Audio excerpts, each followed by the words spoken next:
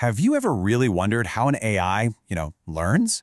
How does it actually get better at doing something?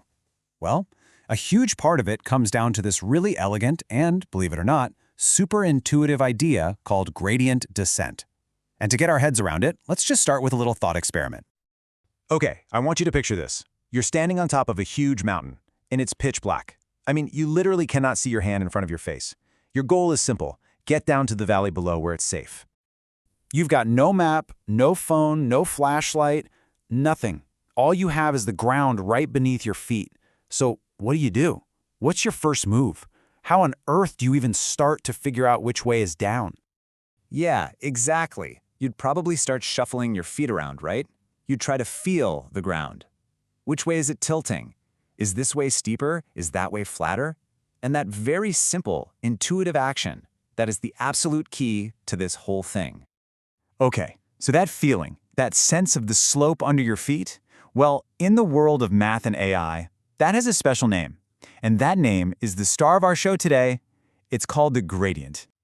Now, gradient sounds kind of technical, but it's really just a fancy way of describing what your feet are telling you.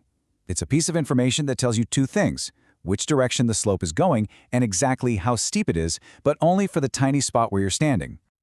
So let's break that down. The gradient really has two main parts. First, you've got the direction. It basically points you uphill. And second, you have the magnitude, or, the steepness. Is it a gentle slope, or are you standing on the edge of a cliff?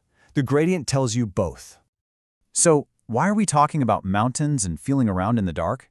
Well, because for an AI, the process of learning is exactly like trying to get down a mountain. But here's the twist. This mountain isn't made of rock. It's a mountain made of mistakes, or errors. Think about it. Being at the top of the mountain, that's a bad spot, right? You're far from your goal. For an AI, being at the top of this error mountain is the same thing. It means it has a high loss, which is just a technical term for making a ton of mistakes. The AI is doing a terrible job. And naturally, the goal is to get to the bottom, down into the valley. For the AI, that valley is the sweet spot. That represents a state of low loss, a point where the model is making very, very few errors. That's the target. That's where we want to be. And here's the absolute kicker, the most important part of this whole analogy. The AI is just as blind as you are on that mountain. It can't just look at the whole error landscape and say, oh, the bottom is over there. No way. All it knows, is the slope right where it's currently standing. It only knows the gradient for that single spot.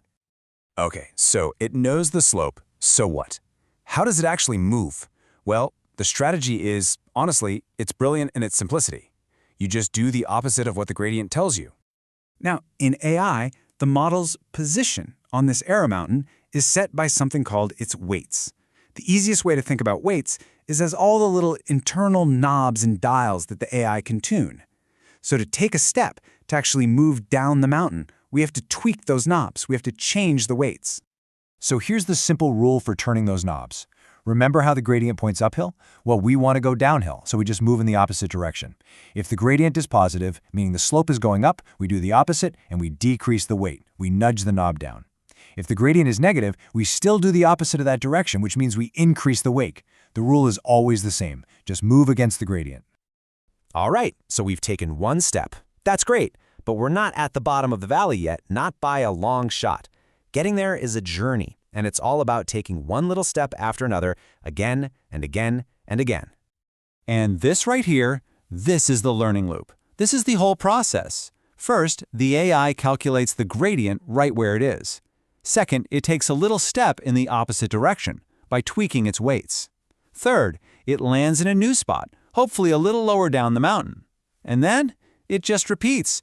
Calculate the new slope, take another step, and do it all over again, until it finally reaches a point where it can't go down any further. The size of that step is also super important. Think back to our mountain.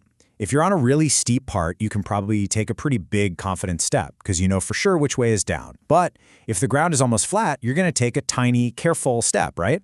Well, the AI does the exact same thing. It uses the steepness, that magnitude of the gradient, to decide how big of a step to take. Okay, let's pull it all together.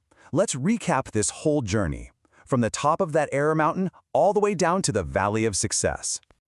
So let's just run through it one last time. The goal? Get to the bottom of the error mountain. The problem? The computer is totally blind. It can't see the answer. The solution? Use the gradient. It's like the AI's sense of touch, feeling out the slope. And the action?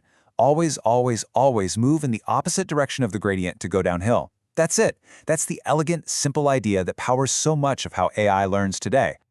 Now, this whole process is fantastic for finding the bottom of a valley, but there's a catch.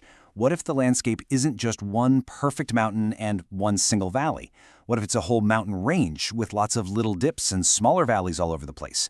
How does the AI know that it's found the actual deepest valley and not just gotten stuck in some little pothole on the way down?